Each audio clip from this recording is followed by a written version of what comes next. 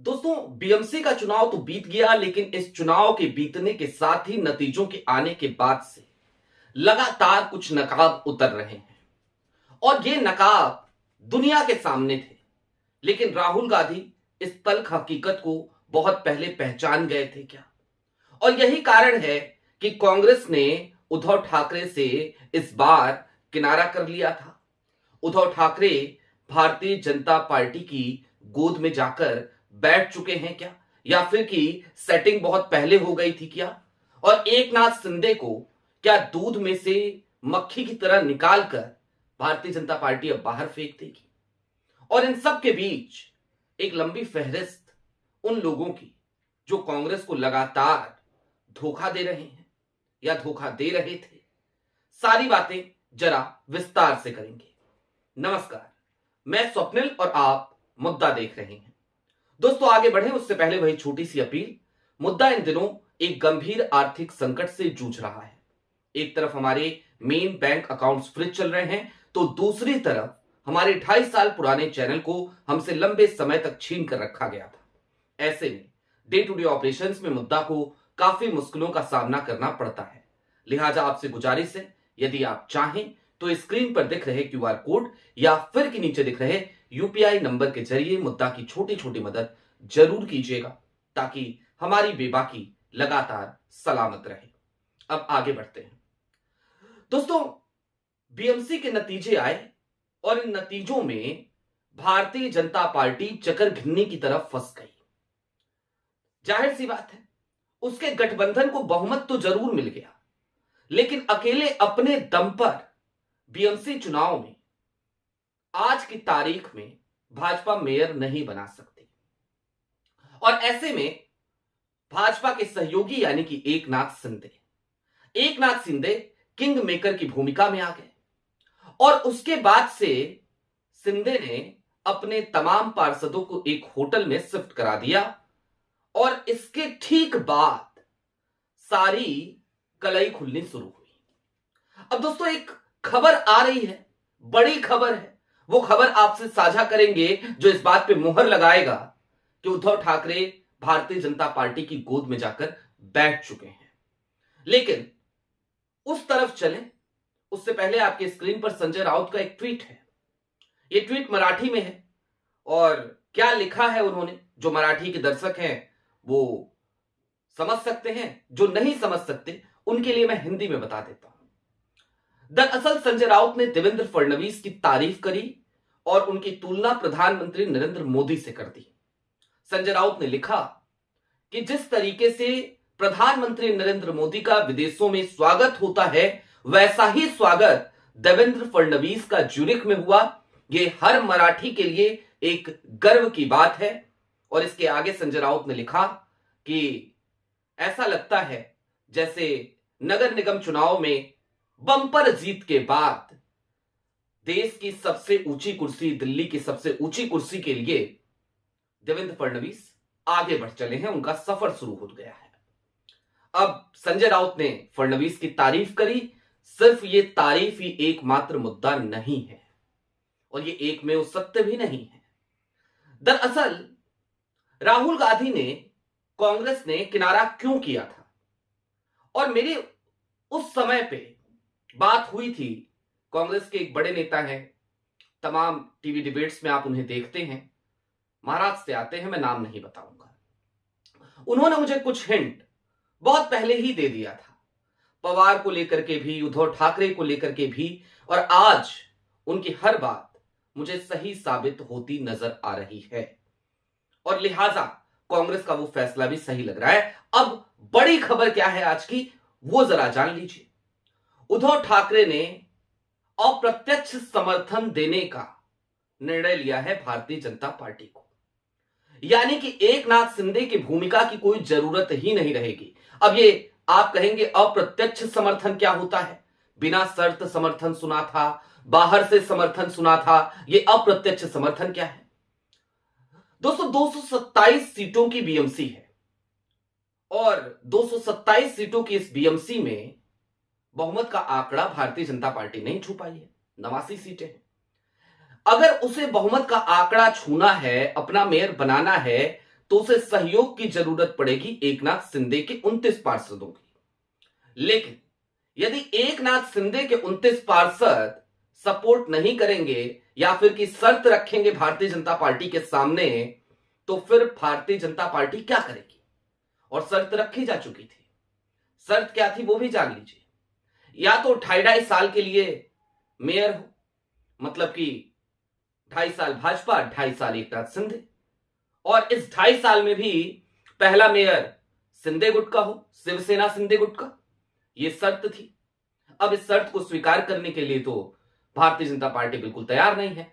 तो अप्रत्यक्ष समर्थन का मॉडल बड़ा नायाब मॉडल है, जिसमें जब मेयर के लिए वोटिंग होगी तो फिर उद्धव ठाकरे गुट के जो पार्षद हैं वो पार्षद प्रतिभाग ही नहीं करेंगे, और जब वो प्रतिभाग नहीं करेंगे तो बहुमत का आंकड़ा कम हो जाएगा और मेयर चुन लिया जाएगा भारतीय जनता पार्टी का 89, मात्र 89।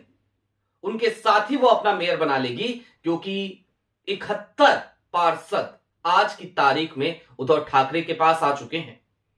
65 खुद उद्धव ठाकरे के हैं और फिर राज ठाकरे की पार्टी के भी 6 हैं।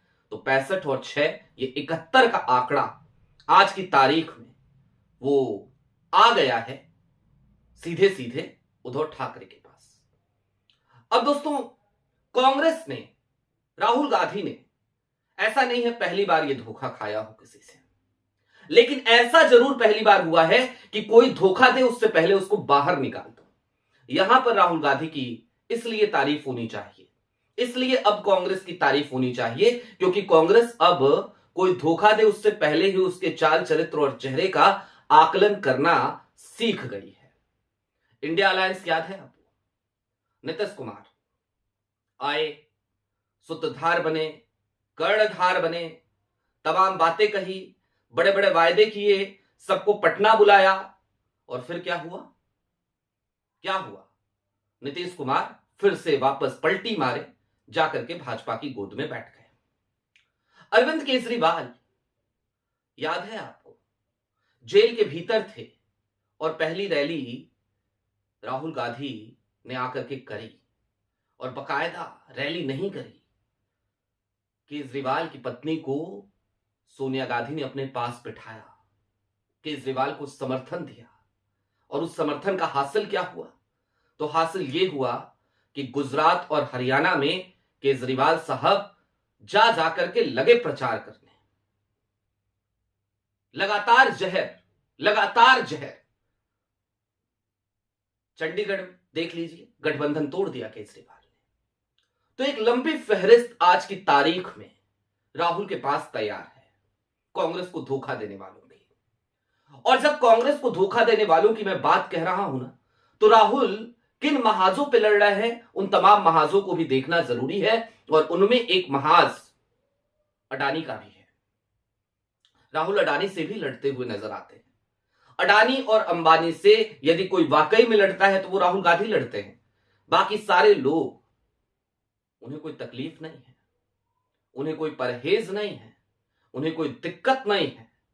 क्या ममता बनर्जी को अडानी से दिक्कत है? नहीं। क्या हेमंत सोरेन को अडानी से दिक्कत है? नहीं। क्या अखिलेश यादव को अडानी से दिक्कत है? नहीं।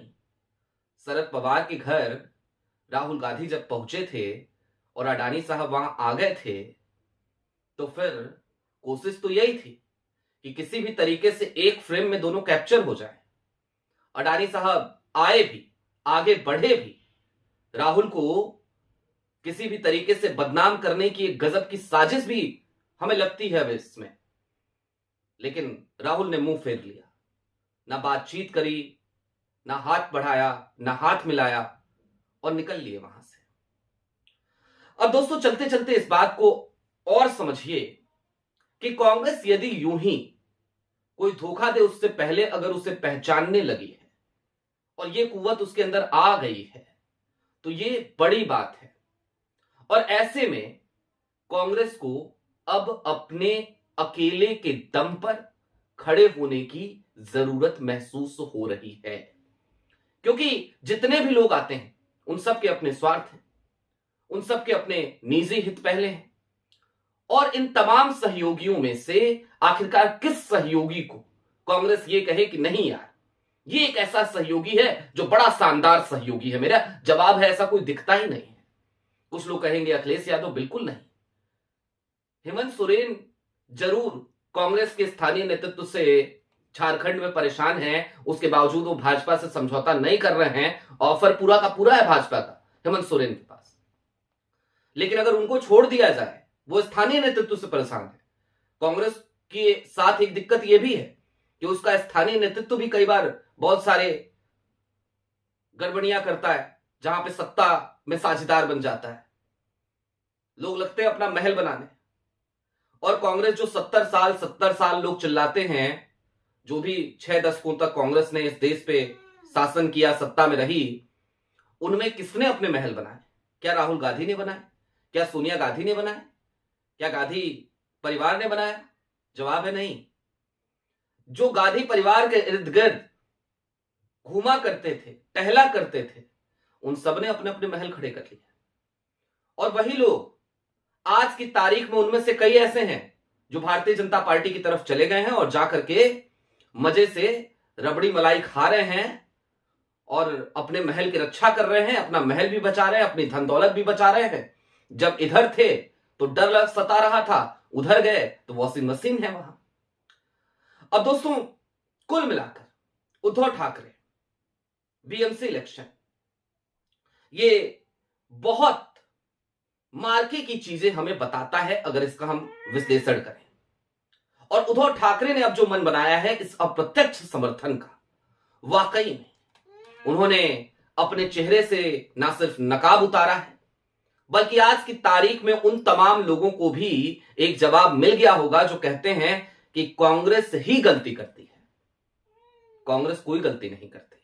कांग्रेस ने बीएमसी इलेक्शन में उद्धव ठाकरे से किनारा करके भी कोई गलती नहीं करी थी। और इस बात की बानगी आज हमें स्पष्ट रूप से दिखाई दे रही है। बहरहाल, फहरिस्त तैयार है कांग्रेस के पास। आगे आने वाले दिनों में आप देखिएगा और भी बहुत से सहयोगियों से कांग्रेस कन्नी काटते, किनारा करते नजर आएगी। आपकी क्या राय है हमें कमेंट बॉक्स में जरूर बताइएगा। अभी के लिए दीजिए इजाजत।